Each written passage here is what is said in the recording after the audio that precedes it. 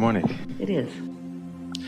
So I wanted to pick up a conversation that we left off last year, which is one of my strongest desire, also the most nagging part, is to be a parent.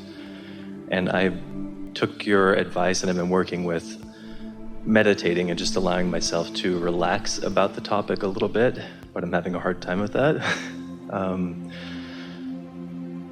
And I think that I'm trying to figure out what it is that I'm doing that's standing in my way of getting clarity, because the more I do think about it and the more I respond to signs and signals of how to start this course, the more confused I seem to be.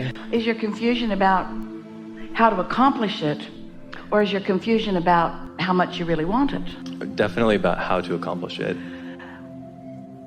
So what and why are clear to you? Yes, very much. If you don't mind, explain the why to us.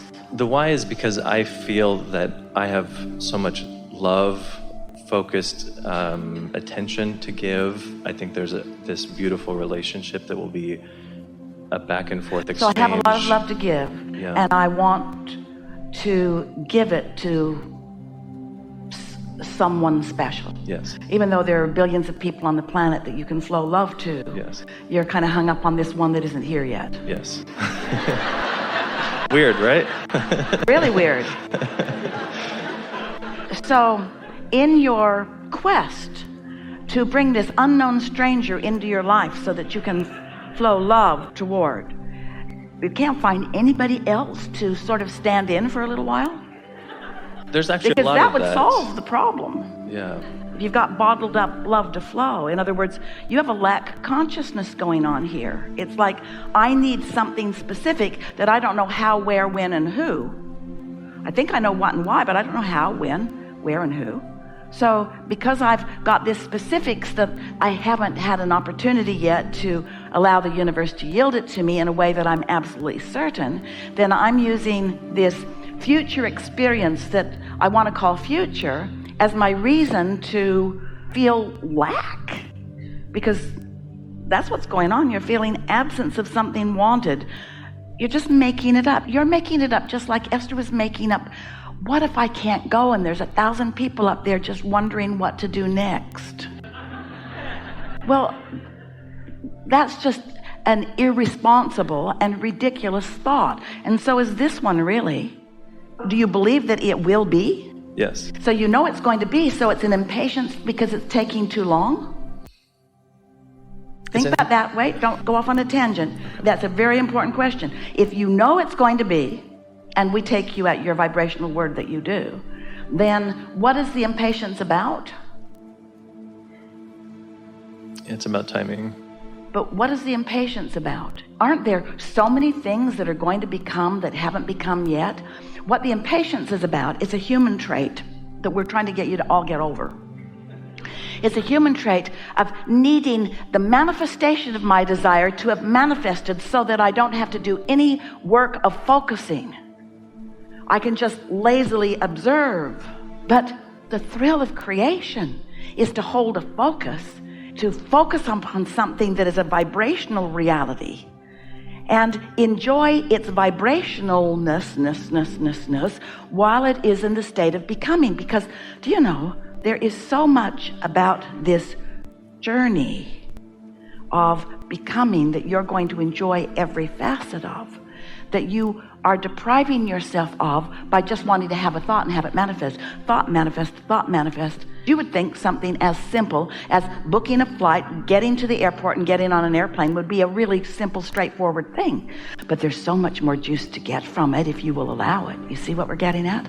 So much more life to live about it. So what's the urgency all about? Why the impatience instead of the loving, joyful awareness of the way the universe works to deliver to you whatever you want? I think that it's because I do believe for sure that this will happen. It's not that I have to know it's happening now. It's more that I don't know where to focus. And I think that's where I'm frustrated, is because if I relax and focus on other things. Well, then you must not trust the things that we've been talking about, because do you accept that you have an inner being? Yeah. Do you accept that your inner being has full awareness of your vortex? You just said that you believe that in your vortex is this that you want. So when you put those things together, I believe that it's in my experience, and I believe that my inner being, do you believe that your inner being is aware of it? Yeah. And do you think that your inner being knows what the path of least resistance, meaning, do you think that your inner being knows how to guide you around your hang-ups in order to get you to where you want to be? Yeah. Do you think that you are concerned about what other people think about it?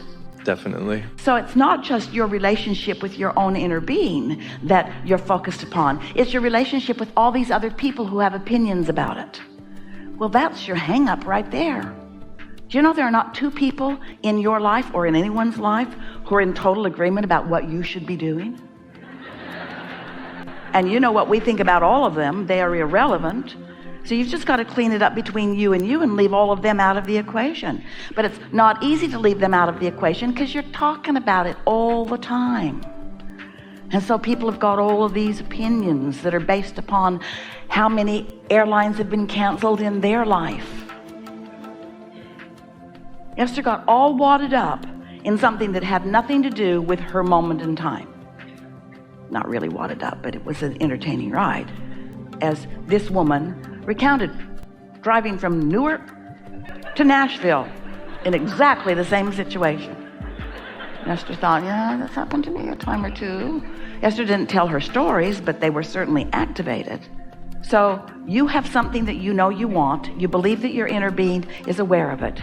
You know that your inner being knows how to get you in terms of manifestation from where you are to where you want to be. And so your impatience is about what? Is it taking too long? Here's what we really want you to hear. And this is what your last answer really indicates. If you know that when you ask it is given, and it is, and that source is all over it, and source is, and that your work is to then just line up with what you want and follow the impulse. And then you say, but I'm not getting any impulses, and that's what's confusing me. I don't know what to do. And we say, if you don't know what to do, then you're trying to do the to-do too soon. If you don't know what to do, then just sit tight, because your desire is not going away. In fact, your desire is growing momentum. Your inner being is not ceasing to look at it. In fact, your inner being looks at it more and more as time goes by. And so the only thing that is required of you is that you stay out of the weeds. And by that we mean, don't try to push the noodle. Don't try to think the thoughts. Don't try to make a plan. What you want to do is to allow the plan of least resistance, the plan about the path of least resistance, the plan about knowing where all your resistant bugaboos are, which is talking to other people, but the plan about that, just wait till something is really, really, really, really clear to you. Esther, as she was getting off the airplane, did something really wise. She went immediately to two people who knew what the scoop of the whole thing was, and asked them with clarity and sincerity, and got an answer back from them that was real. And instead of letting that sit, instead, just for the drama of it, she went down a whole lot of other rabbit holes. Because when you hit yourself over the head with a hammer, it always feels good when you stop. So we know you all like the drama of it, but it's not necessary. You either believe in your ability to be or do or have whatever you want, or you don't. Do you? No. I want to clarify one thing. So when I do have an impulse, which there are some things that have been happening that are really clear, is it that I just line up with the feeling that guides me toward and relax there, not with the big idea? Is that sort of the place of comfort? That's a really good question, and here's a really good answer. What other choice do you have? Drive myself crazy. Can you be other than in the moment? Can you be other than where you are? And can you do other than in this moment, follow the impulse of where you are? Could Esther transport herself to San Francisco instantly? I'm tired of messing around with this. I'm there. Or are there physical elements of being in a physical body that you have to allow the forces and the laws of your worldly environment to come into play? But if you hold your focus on the vision of what you want and you don't get hung up on how it's going to be, this is a question that we're putting to you, to all of you. And we're going to do it with clarity and softness and slowness, because we really want you to consider what your answer is to this question. What's the rush? That's an important question. Well, we have a few important questions. What do you think is at the root of your need, because it feels strong, to involve yourself with so many specifics about this? Rather than standing back and trusting, what do you think makes you want to dive in and get after it? Did you put the question in your mind? And can you put an equivalent subject in? What makes you feel the urgency or the necessity? Why do you have the drive to get after this? I think for me, it's because I'm applying my experience of my past, which is that if I focus and I work really hard, I'll get to where I want to go. That's true, but why? What is it about that is so intoxicatingly, urgently important to you? What's your win in that? Probably to prove I was right. Yeah, you went right to it. To be right, to be worthy, to be good at what I do, to justify my existence. We're speaking from a human perspective. I've been in competition with so many about so many different subjects, and I want so much to be right that almost everybody has stepped so far away from your feeling of absolute worthiness and your knowledge of absolute trust in the universal forces. So you've created all of these scenarios, so you're battling yourself because no one else is keeping you from anything. And mostly that battle is about me needing to be right, me needing to be good, me needing to be validated as being good. We said a few weeks ago at a gathering that we'd like you to envision making your transition into non-physical. And then when you meet up with someone that you can communicate with, you say, where's the list? And they'll say, what list are you looking for? And you'll say, the list of all the things I sacrificed so that I could be the good person that I needed to be here. And they'll say, oh, there's no list like that. What? Nobody kept track of all of the things that I didn't do that I wanted to do? Nobody kept track of all the things I did? Nobody kept track? No one's keeping track of that. There's no reward for everything that I sacrificed in order to be here in this good place. This isn't the good place. This is the only place.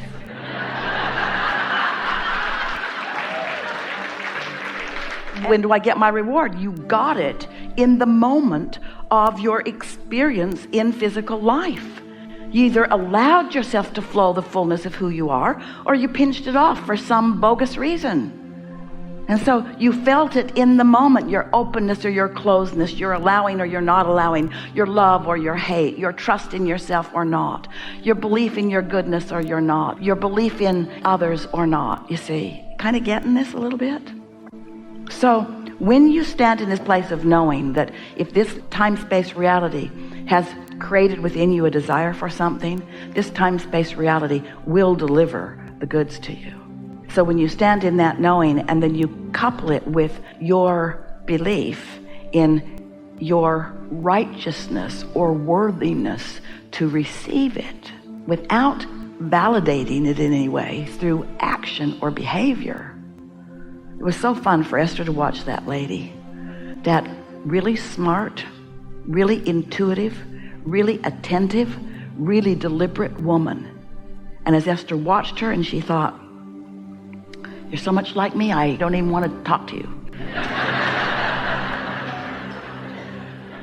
And then Esther thought, and you are making unnecessary trouble for all of us.